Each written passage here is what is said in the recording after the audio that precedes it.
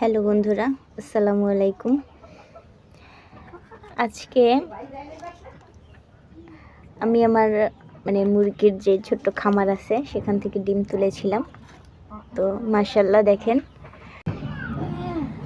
যখন আমি এই ডিমগুলো একবারে তুলি তখন যে কি পরিমাণ আনন্দ হয় সেটা আর কি বলে বোঝানোর না।